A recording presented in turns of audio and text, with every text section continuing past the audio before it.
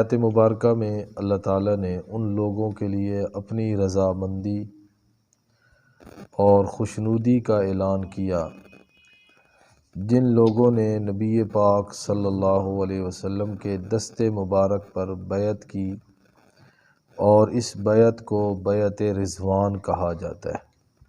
بیعت رضوان مراد وہ بیعت جس کے کرنے کے بعد اللہ رب العزت کی طرف سے اپنی رضا کا اعلان کر دیا گیا۔ اللہ فرماتے ہیں لقد، قسم ہے مجھے اپنی ذات کی، رضی اللہ عن المؤمنین، راضی ہو گیا اللہ، خوش ہو گیا اللہ، عن المؤمنین، ان مومنوں سے، اذ یبایعونک تحت الشجرہ، جب وہ بیعت کر رہے تھے اے میرے پیغمبر آپ کے ہاتھ پر، تحت الشجرہ، اس درخت کے نیچے۔ فعلم ما فی قلوبہم، اللہ نے جان لیا جو کچھ ان کے دلوں میں ہے، یعنی اللہ رب العزت پہلے بھی جانتے تھے، اور اس بیعت کرنے کے بعد اللہ رب العزت نے ان کے خلوص کو دنیا والوں کے سامنے ظاہر فرما دیا۔ فانزل السکینۃ علیہم، پھر اللہ رب العزت نے ان لوگوں کے اوپر سکون اور اطمینان نازل فرمایا۔ وَأَثَابَهُمْ فَتْحًا قَرِيبًا، اور بدلے میں ان کو قریبی فتح عطا فرمائی۔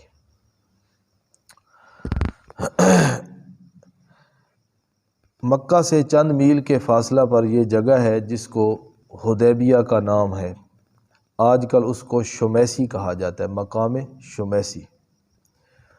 اور نبی علیہ الصلوۃ والسلام نے ایک درخت کے نیچے بیٹھ کر صحابہ کرام سے بیعت لی تھی، کیکر کا وہ درخت تھا۔ حضرت فاروق اعظم رضی اللہ تعالی عنہ کے زمانہ کے اندر کچھ لوگ اس درخت کی زیارت کے لیے جانے لگ گئے کہ وہ درخت جس کا ذکر قرآن میں ہے، جس کے نیچے نبی علیہ الصلوۃ والسلام نے بیٹھ کے بیعت کی ہے، دیکھ کے آتے ہیں۔ تو حضرت فاروق اعظم رضی اللہ تعالی عنہ اس معاملے میں بڑے حساس تھے، تو آپ نے حکم دیا کہ آج تو محض دیکھنے کے لیے لوگ جا رہے ہیں، وقت گزرنے کے بعد یوں نہ ہو کہ اس درخت کو لوگ عبادت کرنا شروع کر دیں۔ لہذا حضرت فاروق اعظم رضی اللہ تعالیٰ عنہ نے اس درخت کو اکھاڑ دیا تھا اپنے زمانہ خلافت کے اندر۔ تو اس جگہ پہ، جس جگہ پہ نبی علیہ الصلوۃ والسلام نے بیعت لی تھی اور جس جگہ پہ وہ درخت ہے، اس جگہ پہ اب مسجد بنی ہوئی ہے۔ اس مسجد کا نام بھی ہے مسجد شجرہ، مسجد شجرہ، وہ درخت والی مسجد، اس درخت کی جگہ پہ جو مسجد بنائی گئی ہے۔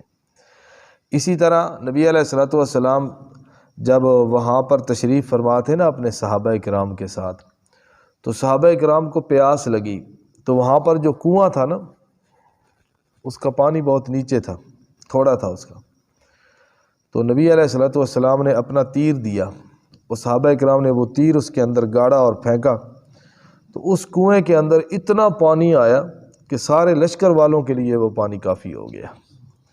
صحابہ کرام سے پوچھا کہ ایک صحابی کہنے لگے اس کنویں کے اندر اتنا پانی اللہ نے بنایا کہ اگر اس دن ہماری تعداد 1,00,000 بھی ہوتی نا تو پھر بھی وہ پانی ہمارے لیے کافی تھا۔ یہ نبی علیہ الصلوۃ والسلام کا کیا تھا؟ معجزہ۔ پھر اس پوچھنے والے نے پوچھا کہ آپ کی تعداد اس دن کتنی تھی؟ تو وہ صحابی کہتے ہیں اس دن ہماری تعداد 1400 تھی۔ بعض روایات میں 1400 آتا ہے، بعض روایات میں 1500 آتا ہے۔ زیادہ جو مشہور بات ہے نا وہ 1400 والی ہے کہ 1400 صحابہ تھے اس دن جو نبی علیہ الصلوۃ والسلام کے ہاتھ پر اس بیعت رضوان کے اندر شریک ہوئے۔ اور وہ کنواں بھی موجود ہے، مسجد اور وہ کنواں بھی موجود ہے، اگرچہ اس کے اندر اب پانی نہیں ہے، خشک ہو گیا ہے وہ کنواں، لیکن اس کنواں اور اس کی باقیات آج بھی اسی طرح موجود ہیں۔ تو اللہ رب العزت فرماتے ہیں رضی اللہ عن المؤمنین، مجھے قسم ہے اپنی ذات کی کہ میں ان مومنوں سے راضی ہو گیا، میں ان مومنوں سے خوش ہو گیا۔ یہاں پر دو باتیں ہیں سمجھنے کی۔ پہلی بات یہ ہے کہ جب ہم کسی نبی کا یا فرشتوں کا ذکر کرتے ہیں تو اس کے لیے ہم آخر میں بولتے ہیں حضرت ابراہیم علیہ السلام، حضرت اسماعیل علیہ الصلاۃ والسلام۔ یہ ایک اصطلاح مقرر کی گئی ہے۔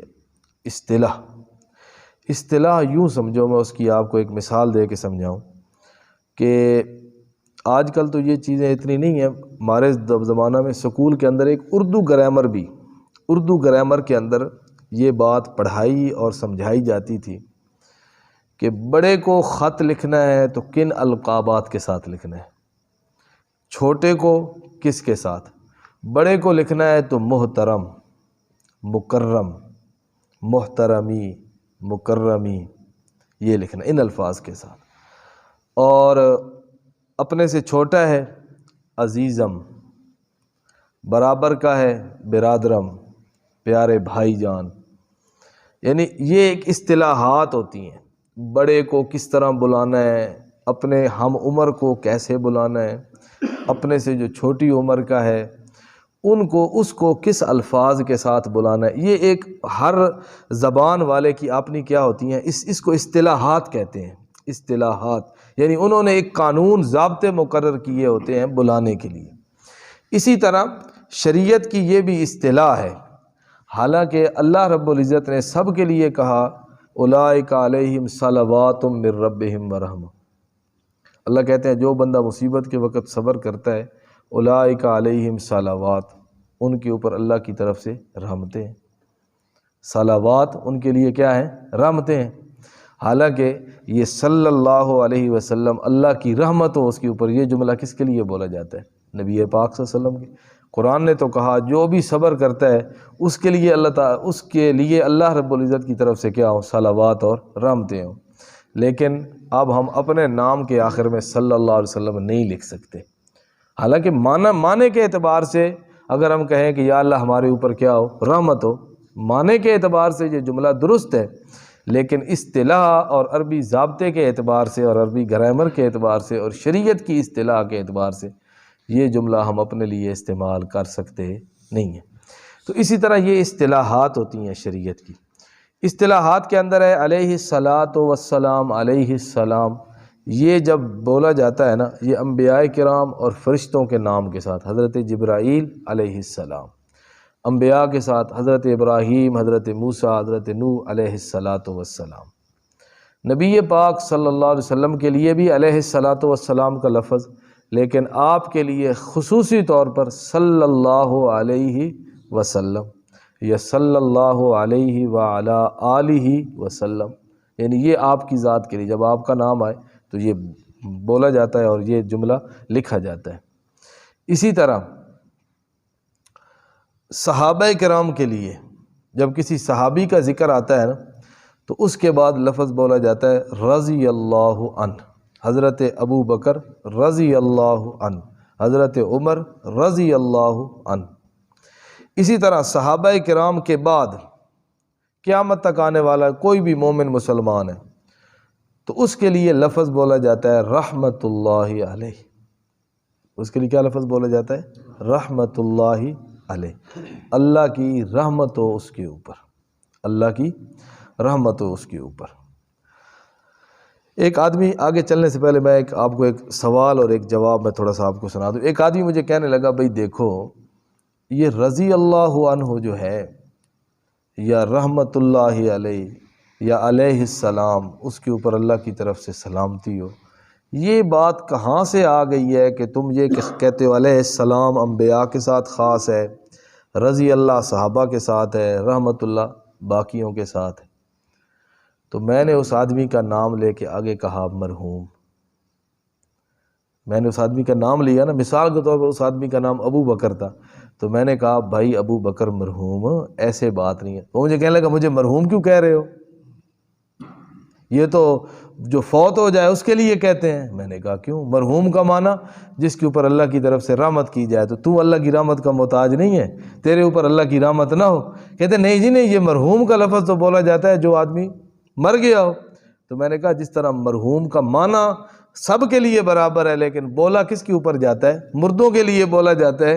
اسی طرح رضی اللہ علیہ السلام صلی اللہ علیہ وسلم رحمۃ اللہ معنی کے اعتبار سے سب کے لیے برابر ہے، لیکن جب بولنا ہے تو شریعت نے اس کا الگ الگ قاعدہ اور الگ الگ شخصیات مقرر کر دی ہیں، ان لفظوں کو انہی کے اوپر بولنا ہے۔ اچھا، ہم کسی آدمی کا تذکرہ کرتے ہیں، کوئی فوت شدہ آدمی، تو ہم اس کا تذکرہ کرتے ہوئے کیا کہتے ہیں؟ یار فلاں آدمی، میرے والد صاحب اللہ تعالیٰ ان کو جنت نصیب کرے، یوں تھے، اس طرح بندہ کہتا ہے نا۔ یا بندہ کسی مرے ہوئے آدمی کا تذکرہ کرتے ہوئے بندہ کہتا ہے یار اللہ اس کو بخشے، بڑا اچھا آدمی، اس طرح کہتے ہیں۔ اب یہ جو ہے اللہ تعالیٰ اس پہ رحمت کرے یا اللہ تعالیٰ اس کو بخشے، کیا یہ صرف مردوں کے لیے ہے یا زندوں کے لیے؟ زندوں کے لیے بھی ہے۔ اللہ جس طرح ان کے اوپر رحمت کرے، اس طرح اللہ ہم زندوں کے اوپر بھی کیا کرے؟ رحمت۔ جس طرح اللہ ان کو بخشے، اس طرح اللہ ہم کو بھی بخشے۔ آپ کسی زندہ آدمی کو تذکرہ کریں اور اس کا نام لے کہیں بھئی اللہ تعالیٰ بچ کے تجھے، تو آگے سے کہے گا او بھائی یہ مردوں کے لیے ہے، اللہ بخشے، یہ میں تو زندہ ہوں۔ تو یہ کیا ہے؟ یہ ہمارے زبان کے اندر اللہ بخشے کا جو لفظ ہے، یہ کس کے لیے بولا جاتا ہے؟ جو آدمی انتقال کر چکا ہو، جو آدمی مر چکا ہو، جس آدمی پر موت آ چکی ہو۔ تو یہ ہر زبان کے اپنی اصطلاحات ہوتی ہیں، قواعد ہوتے ہیں، اور ان قواعد کے مطابق ہی ان الفاظ کو بولا جاتا ہے۔ تو پہلی بات تو یہ ہے علیہ السلام انبیاء کے لیے، رضی اللہ صحابہ کے لیے، رحمت اللہ باقی سب کے لیے۔ لیکن فرق ہے، علیہ السلام انبیاء کے لیے بولا جائے گا نا تو معنی ہوگا اللہ کی سلامتی ہو ان کے اوپر، اللہ کی طرف سے ان کے اوپر کیا ہو؟ سلامتی ہو۔ دعا ہے، جملہ دعائیہ ہے۔ کسی مومن کے لیے ہم لفظ بولیں گے مرحوم، مغفور، رحمت اللہ، اس کا معنی یہ بھی جملہ دعائیہ ہے کہ اللہ کی رحمت ہو ان کے اوپر۔ صحابہ کرام کو یہ امتیاز اور شرف حاصل ہے کہ جب ہم صحابہ کے لیے رضی اللہ کا لفظ بولتے ہیں نا، یہ جملہ دعائیہ نہیں ہے کہ اللہ ان سے راضی ہو، یہ جملہ خبریہ ہے، یعنی رضی اللہ، اللہ ان سے راضی ہو گیا، اللہ ان سے راضی ہو گیا، یہ فرق ہے۔ حضرت ابو بکر رضی اللہ عنہ، یعنی یہ مطلب نہیں ہے کہ اللہ ان سے راضی ہو، نہ، اللہ نے تو قرآن میں کہہ دیا لقد رضی اللہ، میں ان سے راضی ہو گیا۔ تو یہ جملہ خبریہ ہے، جملہ دعائیہ نہیں ہے، یہ ہے کہ ہم خبر دے رہے ہیں کہ اللہ تعالیٰ ان سے راضی ہو گیا۔ ایک بات۔ دوسری بات یہاں پر یہ سمجھیں کہ نبی پاک صلی اللہ علیہ وسلم کے جو تربیت یافتہ، صحبت یافتہ جو جماعت ہے، جس کو صحابہ کرام کہا جاتا ہے، وہ جنتی تو سارے ہی ہیں۔ اللہ تعالیٰ نے قرآن مجید میں فرمایا اولئک هم المؤمنون، وہ سارے ہی مومن ہیں۔ اولئک هم المفلحون، وہ سارے ہی کامیاب ہونے والے ہیں۔ اولئک هم الراشدون، سارے ہی رشد و ہدایت والے ہیں۔ اولئک هم المؤمنون حقا، سارے ہی پکے مومن ہیں۔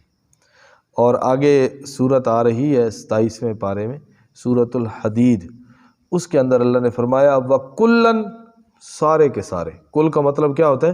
سارے، اس کے اندر کوئی یہ نہیں ہے کہ فلاں نہیں ہے، اللہ تو کہتے ہیں کلًا، سارے، وعد اللہ الحسنى، اللہ نے ان سب کے ساتھ جنت کا وعدہ کر دیا۔ جنتی تو سارے ہی ہیں، لیکن مقام اور مرتبے کے اعتبار سے فرق ہے، شان اور مقام کے اعتبار سے فرق ہے۔ جس طرح انبیاء کرام سارے ہی اللہ کے نمائندے اور پیغامبر ہیں، لیکن اللہ رب العزت نے یہ ان کے درمیان بھی مرتبہ رکھا ہے، تلک الرسل فضلنا بعضهم علی بعض، ایک کو دوسرے کے اوپر فضیلت دی۔ تمام انبیاء میں سے نبی پاک صلی اللہ علیہ وسلم کی شان اور مقام سب سے زیادہ ہے۔ اسی طرح صحابہ کرام کے اندر بھی تفاوت ہے، درجات کے اعتبار سے، کمالات کے اعتبار سے۔ تو سب سے پہلے جو صحابہ کرام کو تقسیم کیا جاتا ہے نا، وہ دو میں تقسیم کیا جاتا ہے، دو جماعتوں کے اندر۔ کتنی جماعتوں کے اندر؟ دو جماعتوں کے اندر قرآن نے یہ تقسیم کیا۔ ایک وہ صحابہ جو ہجرت سے پہلے مسلمان ہوئے، ایک وہ صحابہ جو ہجرت کے بعد مسلمان ہوئے۔ ایک وہ صحابہ جو فتح مکہ سے پہلے مسلمان ہوئے، اور ایک وہ صحابہ جو فتح مکہ کے بعد مسلمان ہوئے۔ یہ پہلی تقسیم ہے۔ 8 ہجری کے اندر جو فتح مکہ ہوا اس وقت تک جو مسلمان ہو گئے، اور فتح مکہ کے دن اور بعد میں آنے والے جو مسلمان ہوئے، ان دونوں کا اللہ رب العزت نے فرق رکھا۔ اللہ نے کہا فتح مکہ سے پہلے جو بھی مسلمان ہوئے، چاہے اس کے اندر مہاجرین ہیں، چاہے اس کے اندر انصار ہیں، چاہے اس کے اندر مکہ والے ہیں، چاہے اس کے اندر مدینہ والے ہیں، ان کا شان اور مقام اور درجہ اللہ کے ہاں بلند ہے ان لوگوں سے جو فتح مکہ والے دن مسلمان ہوئے یا بعد میں مسلمان ہوئے۔ یہ پہلی تقسیم ہے صحابہ کی۔ لا یستوی منکم من انفق من قبل الفتح وقاتل اولئک اعظم درجۃ من الذین انفقوا من بعد وقاتلوا۔ فتح مکہ 8 ہجری تک جو مسلمان ہو گئے صحابہ فتح مکہ تک، ان کا شان اور مقام سب سے زیادہ ہے، اور جو بعد میں مسلمان ہوئے شان اور مقام ان کا بھی زیادہ ہے، لیکن ان پہلوں سے کیا ہے؟ کم ہے۔ جنتی دونوں ہیں۔ جنتی کون ہے؟ دونوں ہی ہیں۔ یعنی یہ پہلی تقسیم ہے صحابہ کی۔ تمام صحابہ کرام میں سے فتح مکہ سے پہلے مسلمان ہونے والوں کی شان باقیوں سے زیادہ ہے۔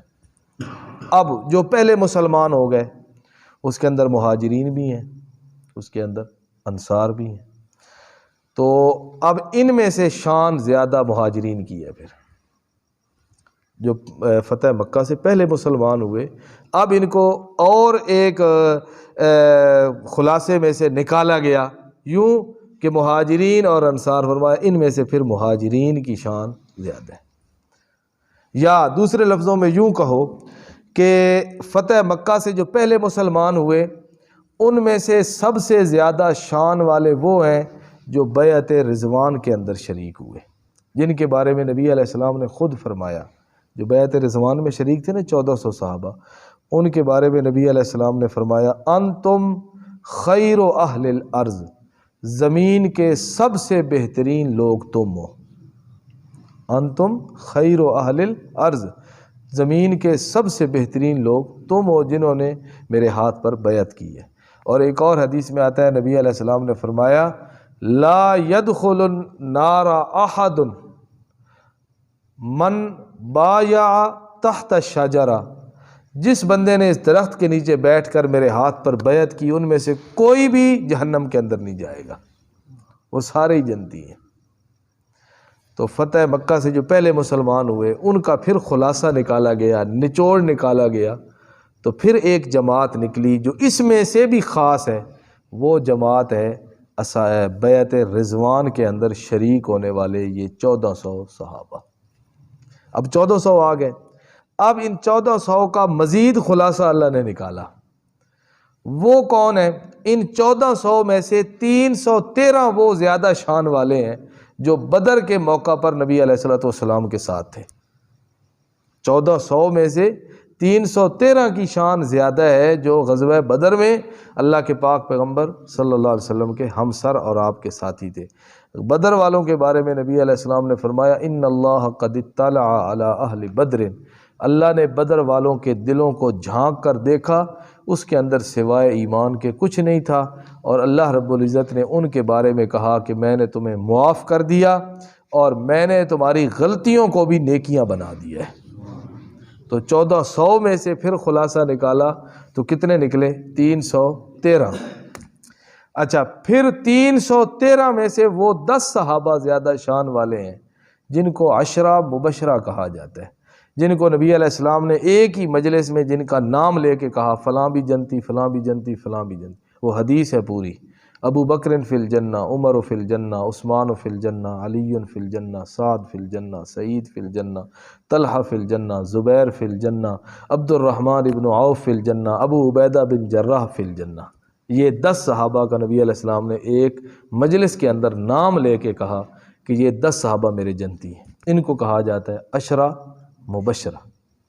313 میں سے پھر خلاصہ نکالا، کتنے نکلے؟ 10۔ پھر ان 10 میں سے شان سب سے زیادہ ان چاروں کی ہے جو نبی پاک صلی اللہ علیہ وسلم کے خلیفہ اور وزیر بنے، حضرت ابو بکر، حضرت عمر، حضرت عثمان اور حضرت علی۔